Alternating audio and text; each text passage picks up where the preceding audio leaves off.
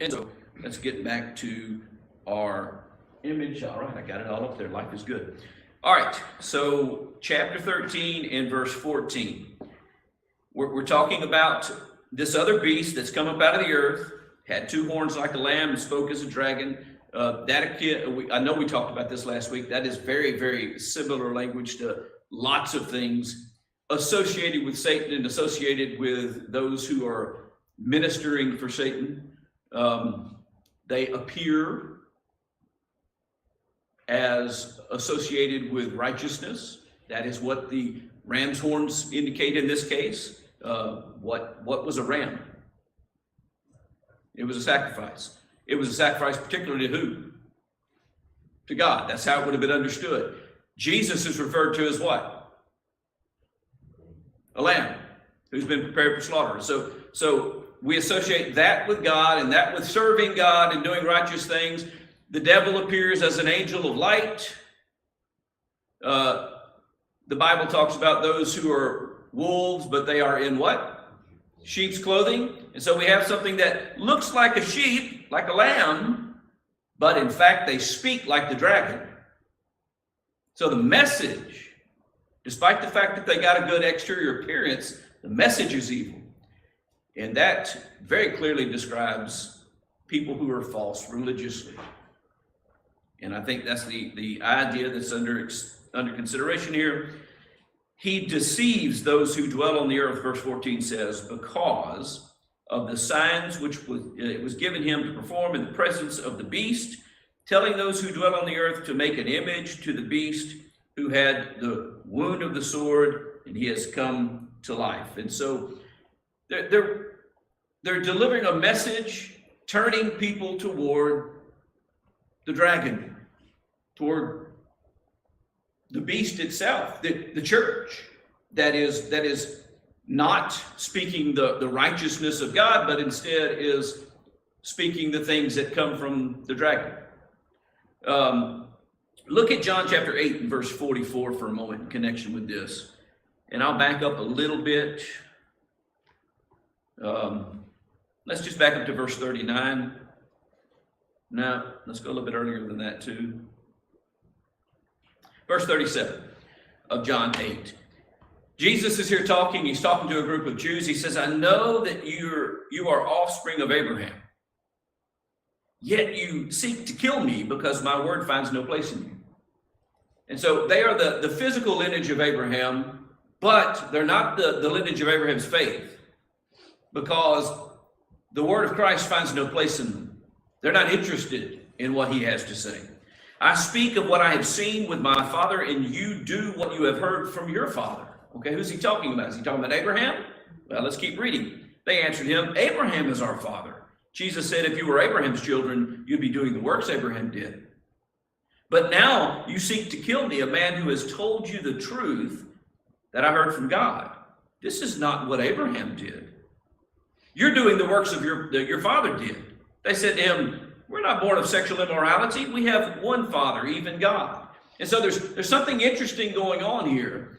They clearly were thinking about physical connections to Abraham. They are starting to make that shift because they now identify that God is their one Father. But there's still a mix of this physical lineage idea. They're wanting to associate themselves with God because they were born of the descendants of Abraham. We're not of sexual immorality. We're not like, and I'll use this, we're not like the Gentiles who were born outside of the covenant. We are born in the covenant, descendants of Abraham. And God is our Father. Jesus said, if God were your Father, you would love me, for I came from God and I am here. I came not on my own accord. He sent me. Why do you not understand what I say? It is because you cannot bear to hear my word. You are of your father, the devil, and your will is to do your father's desire. He was a murderer from the beginning, does not stand in the truth because there is no truth in him. When he lies, he speaks out of his own character, for he is a liar and the father of lies. That last part is really important, the father of lies. All of the deceptive speech that goes on, even when it's spoken from men, originates with the original deceiver. We are not, there's basically two fundamental things that all truth or falsity is based on. God is, God is not. God is a rewarder of those who seek him. God is not a rewarder of those who seek him. You remember that passage in Hebrews 11, right? Without faith, it's impossible to please God, for you must first believe that he is, and that he's a rewarder of those who diligently seek him. That goes all the way back to Genesis.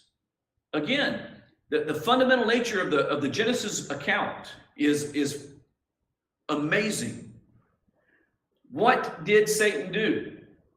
Tried to get Eve. He couldn't get Eve to not know that God is, because God interacted with them and spoke to them. She knew that he was. So what did he try to get her to believe? That he wasn't rewarding them for seeking him. That he actually was doing what? Holding them back, preventing them from being everything that they could be. Oh, he knows that if you eat, you'll be like him. He's trying to keep you from meeting your full potential. That is nothing more than deceiving based on the grounds that God is a rewarder of those who seek him. No, he's not rewarding you for seeking him. He's controlling you. That's the suggestion. And by the way, you still hear things like that to this very day. I'm not going to be controlled by some old ancient book and some old ancient system of morals. That's not going to happen. God's not trying to control us. If God was trying to control us, guess what? None of us would have free will. We wouldn't be making decisions about anything. He's not trying to control us. What's he trying to do? He's trying to protect us. He's trying to lead us to green pastures and still waters. Like a shepherd, taking care of the flock. The deception is he's not leading you to what you need. He's not a rewarder for seeking him and following him. And she bought into it. And so civil governments are out there doing their thing, and ecclesiastical governments, that is to say church governments, are elevating themselves above God. And they do that by adding things that God hasn't said, or removing things that God has said, or just changing the commandments.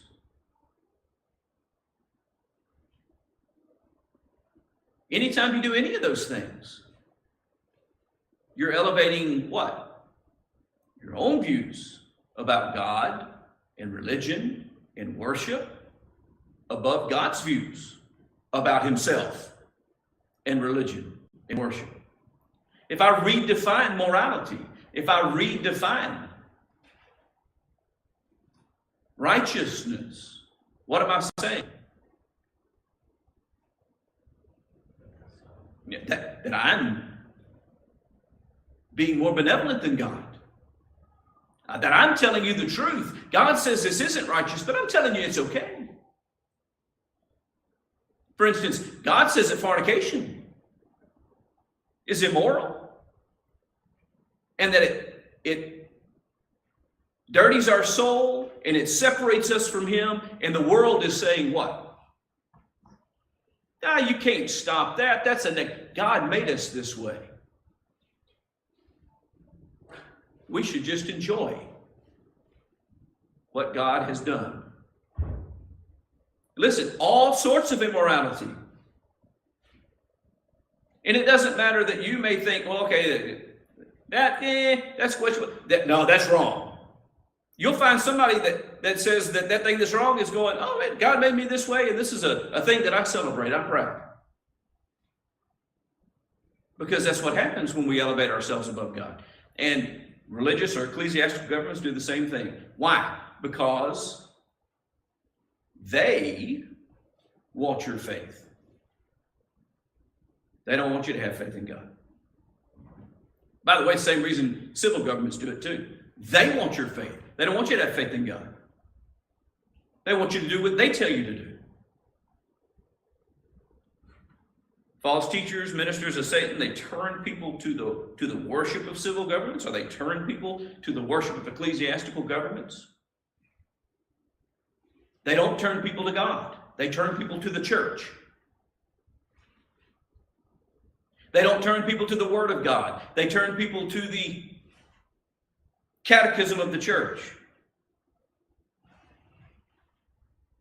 They don't say, you read for yourselves what God has said. They say, this is what God really meant. The world has always and will always contain these kinds of governments. And they will always be ministers of the serpent of old, the dragon, Satan, the devil. There was given to him to give breath to the image of the beast, that the image of the beast might even speak and cause as many as who do not worship the image of the beast to be killed. Listen, that kind of stuff happens in history. And I think we mentioned this and talked about it a little bit last week. I don't think it was in the Wednesday night class that it arose, but the Inquisition was a whole process where people were killed because they were declared heretics. What made them heretics? They rejected the doctrine of men. One guy was burned at the stake for doing nothing more than translating the Bible into a language that he could read. Why was that such a horrible thing to do, to make the Word of God available to people in their own language? Because the ones who put him to death didn't want the Word of God available to people in their own language. They wanted to be the buffer, to say, this is what ought to happen, and for the people not to be able to hear from God directly. So they do, in fact, at times, kill people. You know what God never does? Well, I can't say never. In the days of Noah, he did it. There are incidents throughout time that he disciplines through forfeiting folks' lives. But you know what he doesn't do to any one of us on the spot at the moment that we decide to not listen to him? Yeah, if you're alive today, it's because at some point in time, God said, you know what? I'm going to be patient.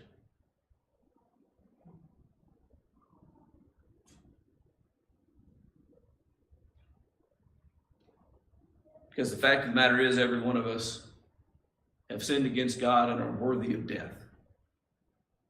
But he seeks to save. He doesn't take any joy in the death of the wicked. It really seems like sometimes these other governments take a lot of joy in putting people to death. He provides, verse 17, that no one should be able to buy or to sell except the one who has the mark, either the name of the beast or the number of the name. Don't read this too literally. This is still figurative language. It simply means that they try to do what? Control. And by the way, both of these groups that we've been talking about are guilty of this. They try to control. They try to control commerce. They try to control what's going on. There was a big battle between the church in Rome and the emperor of Rome. When the emperor of Rome says, hey, I am in charge and you have to do what I tell you. He actually asked them to go and do something, and the Pope went, no.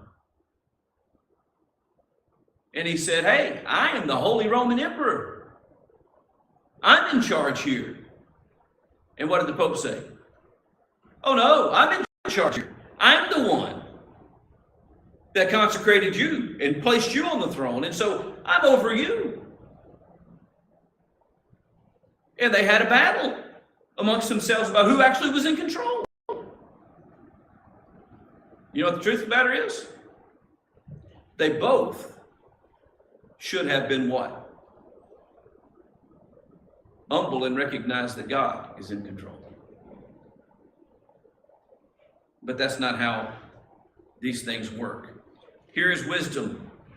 Let him who has understanding calculate the number of the beast, for the number is that of a man, and his number is 666. There's a lot of things that we can say about that. I'm going to limit it, unless y'all just really want to have the conversation. I'm going to limit it to say it's very clear that the number is the number of a man. Man. So whatever it's talking about,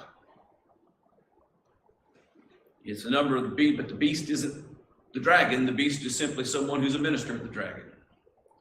So what does the mark always mean? By the way, mark on your head isn't something new either. It's already been mentioned earlier in this very book. It's talking about those who have the mark of God. What do we decide that meant? Well, look at Matthew chapter 7 and verse 20 with me. And I'll back up a little bit to verse 15. Beware of false prophets. By the way, that's what we've been talking about, right? False prophets. Beware of false prophets who come to you in sheep's clothing, but inwardly are ravenous wolves. Oh, wait, there's the very thing where this conversation starts. You'll recognize them by their fruits. Are grapes gathered from thorn bushes or figs from thistles? This is just common sense, right? How do you know an orange tree is an orange tree? It's got oranges on it. You don't look at a tree covered in oranges and say, hey, there's a persimmon tree. Unless you don't know what an orange is. Hey, there's a pear tree. Look at that pear tree with oranges all over it. Isn't that amazing? Now, as soon as we see the fruit, we know what kind of tree it is, right?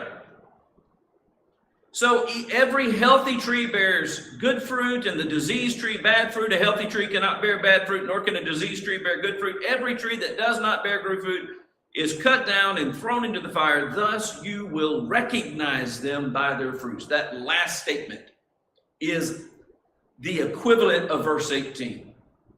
How do I know who's been influenced? How do I know who's been deceived? How do I know? By the mark on their forehead. They bear the fruit of the deception. And it's right there on their forehead. What's the significance of that? It can be seen. We're not talking about surmising what's inside of someone. We're talking about looking at what is on open display.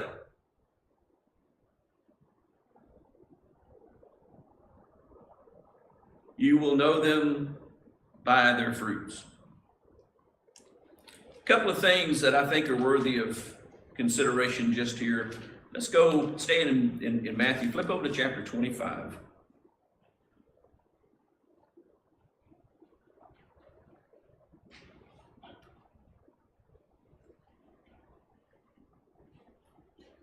Verse 41.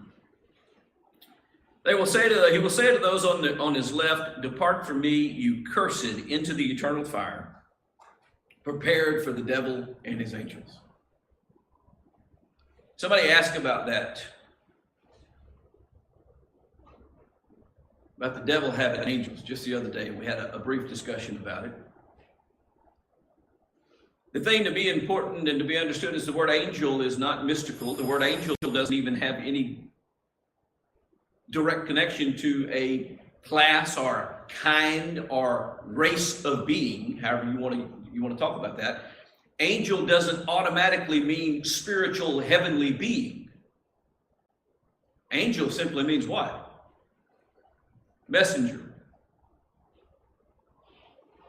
And so there are, in fact, heavenly angels, and the Bible is usually pretty clear about that. I would suggest to you when heavenly angels are what's under discussion, not material human beings, but the spiritual beings that are messengers of God, that it's usually pretty clear.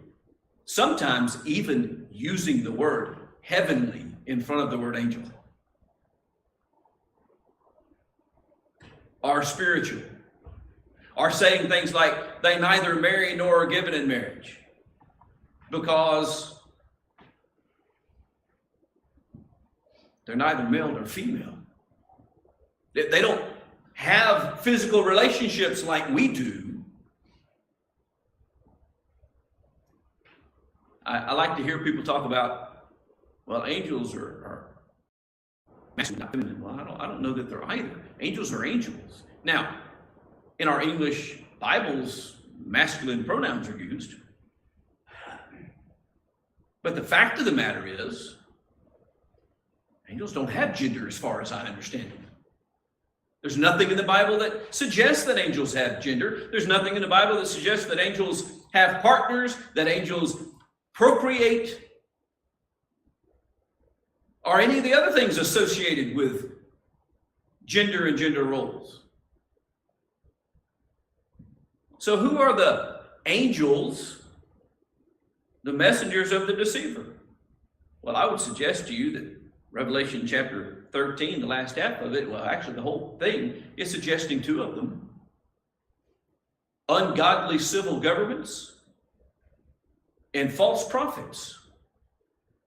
They're speaking the words of the dragon rather than the truth of God. They are messengers of the devil. And what he says here in Matthew is that the eternal fire was prepared for the devil and his messengers. Keep that in mind. If you carry water for the devil, you get the devil's reward. Look at Revelation chapter 20 and verse 10 in connection with this idea and these things.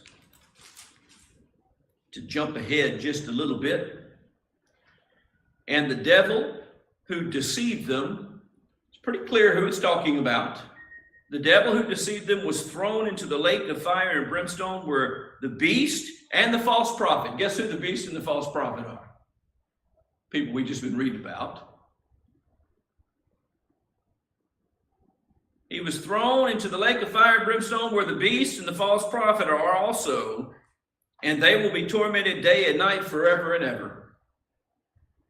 Here's reason one not to listen to the beast that comes out of the sea or to the beast that arises out of the land. And though they put on the appearance of being noble, and though they put on the appearance of doing what is good and speaking what is true, they are known by their fruits to be anything. Don't be deceived by them, because you're going to end up in eternal punishment. Don't be deceived. That's the warning of Revelation 13. That's always the warning of God. Do not be deceived. Evil communication corrupts good morals. If you believe the lies, you start to practice immorality. And you look just like the world. And listen, if people can't look at us and the way we live and conduct ourselves, the way we behave and the way we speak, and see that there's something different about us than the rest of the world, we have a problem.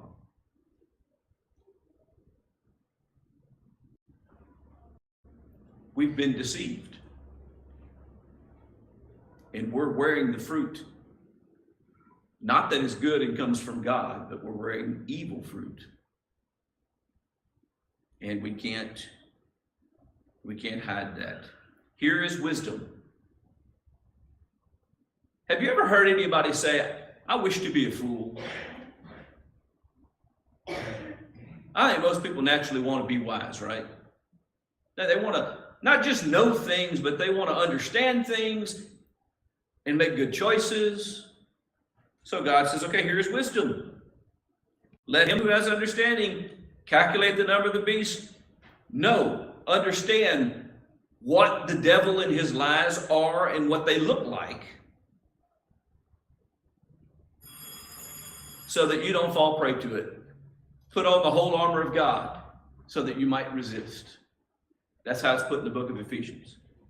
Same message. We don't have to be deceived. We can overcome. How do we overcome?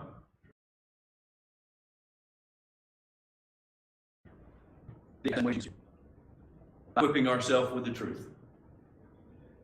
You should do this, but it is written. Oh, but it's also written. Oh, but it also says.